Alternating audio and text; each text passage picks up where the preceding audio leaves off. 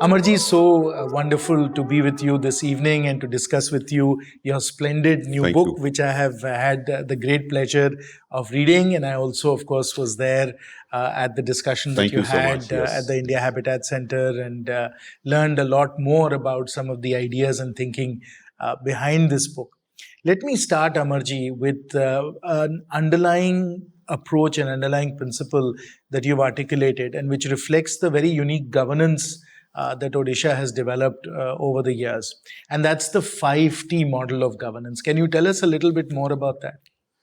You see, the 5 T's here are first is transparency, then technology, teamwork, timeliness, leading to transformation. Those are the 5 T's. But let me explain each of this. Generally, we have a vision. Every government has a vision. Our chief minister has a vision. Our party has been in power for 23 years now, so it has a vision.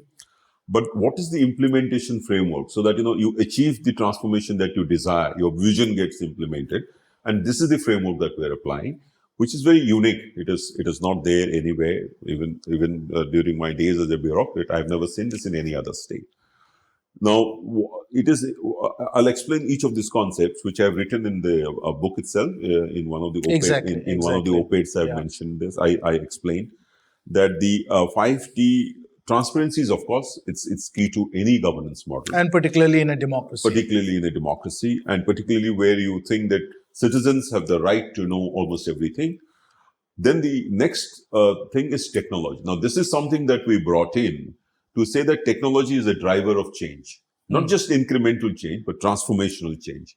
And therefore, you'd find that we have suddenly leapfrogged in this particular term after the last election, and particularly during the pandemic, everyone was forced to use technology, and we went ahead and now have used technology to solve many of our problems, whether it is not just the DBT, cash transfers that is taking place, it is also in doing precision agriculture, doing the kind of stuff like having control rooms and dashboards. So technology is like a force multiplier.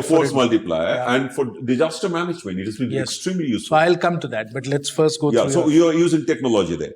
And then the timeliness. The timeliness, as it was used to happen before, you may achieve a change, a transformational change, but after so many years, when your vision may have changed, when the context may have changed. I'm sure as a former bureaucrat, Amarji, that must have been very novel for you. That timeliness pe bhi jor hai. Yes. Timeliness ke upar bahut jor hai. So timeliness and then teamwork. So this is again typically a private sector concept where you have to work in a team. And this team in public space is very different because it's not just the CM or the chief secretary. It is the district administration. It is the lower functionaries, line department functionaries, whole of government kind of an approach required because at the district level, everybody was to work together. So all this thing was put into a framework, and everywhere in every department, they started re-engineering their systems, re-engineering the movement of files, re-engineering their processes to be considered as 5T compliant. That is the method. And that is how all departments are. Very interesting. So what you're saying is that across all departments, across many of the problems that you all are dealing with in Odisha, you've applied the 5T framework. That's right. And that, is something that I have been very, very interested in asking you about. And of course, we've had a very wonderful set of interactions on the finance committee together. But somehow I have never had the opportunity to ask you this question, and I'll take this interview that we're doing to ask you about it, which is cyclones in Odisha. Now, we all know that they have had a very terrible impact in the past, but over the last decade or so, Odisha has done a fantastic job actually in dealing with these cyclones and really becoming a role model for the rest of the world, not just India. That's right. And it looks like the 5T approach has made a difference there. Can you tell us more about that? See, as far as the management of disaster, you said very correctly that our approach, our achievements has been applauded globally by the UNDP, by all organizations, many international organizations. And it is it actually started in the year 2000 when our chief minister, our party came to power. We were already facing the aftermath of the 1999 super cyclone, in which 10,000 people lost their 10,000, lives. my 10,000. goodness. One whole village near Paradip was My completely, goodness. washed away. Now, after that, we put in place systems and structures. Some of it obviously had to be physical. For example, the multi-purpose, cyclone shelters with the World Bank assistance we started at that time. Our Disaster Management Act, Odisha's Disaster Management Act is predates this national. So really has been a role model for the national. The national NDMA one came in and all that. 2005, I see. and the Odisha one was in 2000. Very interesting. I didn't know that. Yeah, I didn't know that. and then we started doing this. But in all this, what the 5T application has done is that it has made predictions very accurate. It has made our plan of evacuation very accurate. It has made our action points for post-disaster recovery and management of food grains, livelihood. All these things were very good.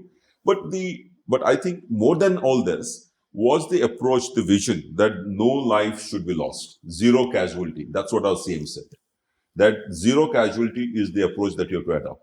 So every successive cyclone or super cyclone after the 99 super cyclone, our casualty rate has been almost zero.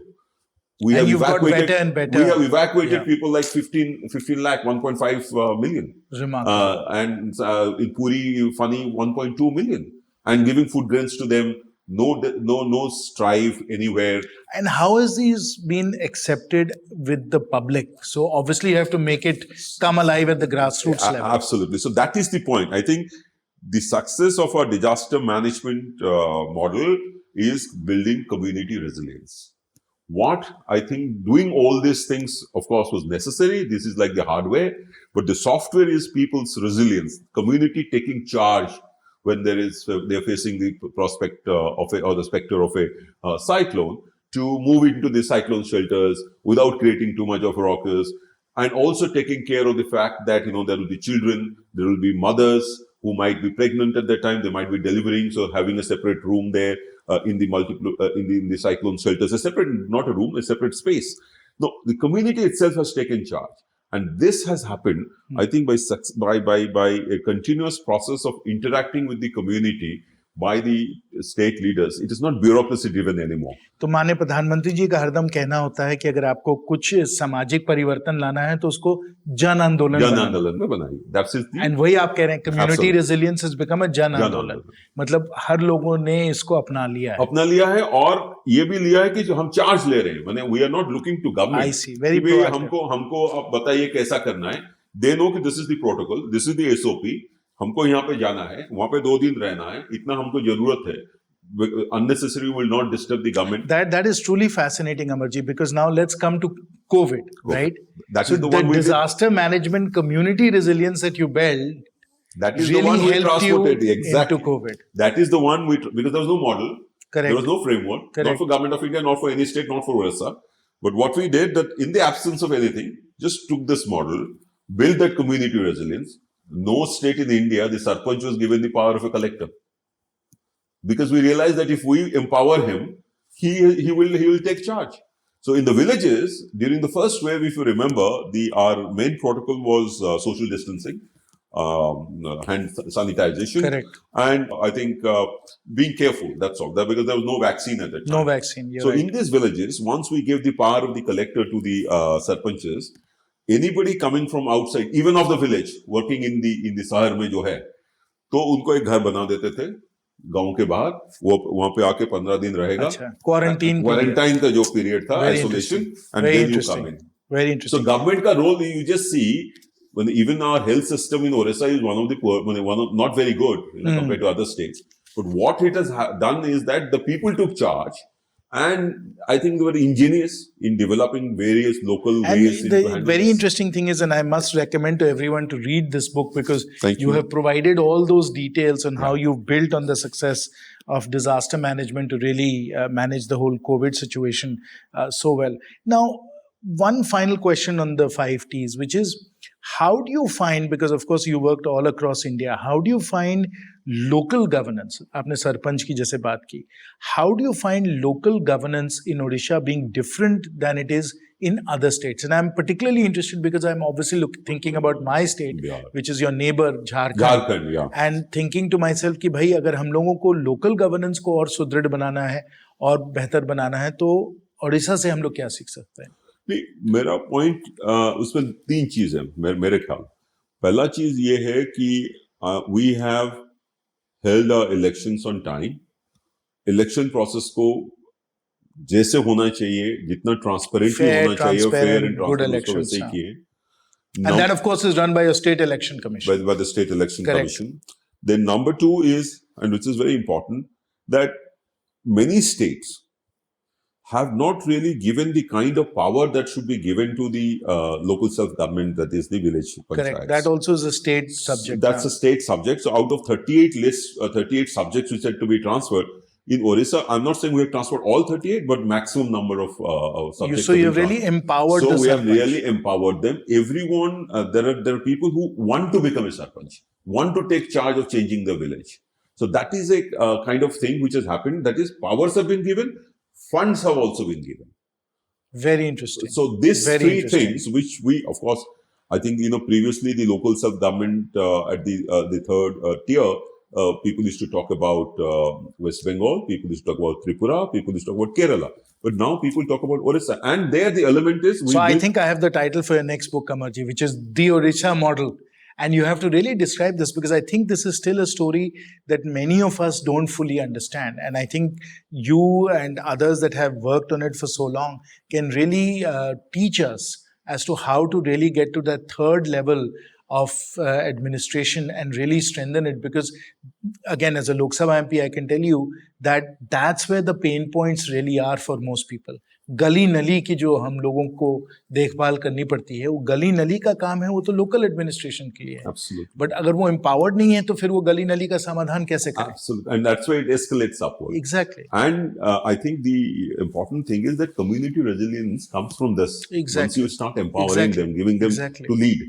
And yes, Manu, thank you so much. I think I'll start working on it. But this is a point which someone else also told me, that community empowerment at community level. नहीं, but you've done it by these administrative mechanisms.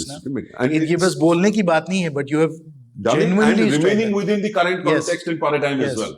I think that's fascinating. So political commitment from the top by our chief minister. Biju Babu used to have it. In fact, Biju Babu, I don't know whether you were aware. Biju Babu is Odisha was the first state, and Biju Babu was the chief minister when he brought in reservation for women to the extent of 33% in our panchayat bodies. Very interesting. And Naveen Babu came and increased it to 50%. And that's why our stand also in the parliament. That is part of your very interesting model that you have at the grassroots level. Very, very. So women empowerment, women-led development, not just women-centric, women-led development, even at the panchayat level. So both the things are happening there. You can see that women are getting empowered, panchayats are getting empowered, and panchayats are getting the privilege of leadership of women at the top. That I think is something we can all learn from. So final question now, Amarji, and I'll take you all the way from Odisha to a burning global question, which is, on the headlines every day. And you've done a tremendous amount of work on, data privacy and data security and so on. Let's come to artificial intelligence. Do you think that India should regulate artificial intelligence in any way? Do you think we need a different set of laws or different set of regulations in India for artificial intelligence? What is your thinking? You see, artificial intelligence, particularly generative artificial intelligence, AI, is something that has come to stay and it will keep on improving because we are collecting huge amount of data. So the machine learning start taking place, the AI's algorithms become better, the AIs behave better, they understand humans better and probably respond even better. That's where the concern is. That's the cycle. It's improving every day. That's the cycle. So I think Europe is already thinking about introducing a bill to regulate the algorithms and AI. I think it is necessary. US is also grappling with it. I saw the other day the discussion in the Congress with the OpenAI chief. So I think if we have to make responsible and ethical use of AI, we should put in regulations. We need to put in you regulations. do believe that's required. Yes, unless that is there. And we cannot rely on the Americans or the Europeans. We have to do it ourselves, you believe? Yeah, I think, we cannot have the cut and paste kind of thing or just, import it because our contexts are different. You can imagine the kind of data that is shared at the village level where digital literacy is not there, digital divide is also there, and financial literacy is not there. So I think at that level, unless you have regulation and a regulator, their interests may not get protected to the extent where in other countries where probably they're much more aware financially and digitally of their rights, and they can protect themselves against harm. And also for children and women, whatever was already happening was probably bad enough. Now with generative AI and even metaverse, all these things, I think the scope of harm being caused to these sections of people are much more. And therefore, I think a regulation should be there. Regulation should be there. Now, people ask this question, whether it should be hard regulation or a soft touch regulation. As far as AI is concerned, I think we have to be somewhere in the middle because huge amount of benefit through innovations can come through rightful, ethical use of AI. But huge amount of damage can also come through bad actors or rogue elements using AI for different purposes. But do we have such regulators with the capacity to discern this? Now, that's a question which really I have no answer. And who would be that And regulator? who would be that regulator? And if you don't have, how long will it take to build his capacity? How do you make it? And by the time we build this capacity to a particular algorithm or particular level of AI, the technology would have moved ahead. Yeah. No, those are very important questions. So we have to think about all this. No, I agree with you. Well, Amarji, thank you so much. Really enjoyed reading the book, but I think I enjoyed our conversation even more. Thank you so much, Jayant. Thank you so much. You have been always a source of, constant inspiration for me. Well, no, not at all. My job is to ask questions. No, but in the finance committee, we have such intimate and fruitful discussions on several important issues. Many of these not really financial. Many of these related to data and relating to AI, relating to cybersecurity. Well, finance today has become all digital almost, right? That's right. So we have no choice but to really take on those issues. In fact, that is why I have made this parliamentary forum on technology, which is an informal group. Why? Because the Standing Committee on IT will only be talking about the Digital India Act, IT Ministry sponsored. But technology is all pervading. It's in agriculture, it is in health. Digital health is going to be a big issue because you are sharing data, personal data. You're absolutely right. Things. And absolutely every department is aware of the IT and its the advantages and the disadvantages, I think they would not be able to actually reach the kind of level and give the kind of benefit that is possible to unlock by using technology appropriately. Understand. Terrific. Well, thank you. Once again, Thank you really so much. enjoyed it. Thank you.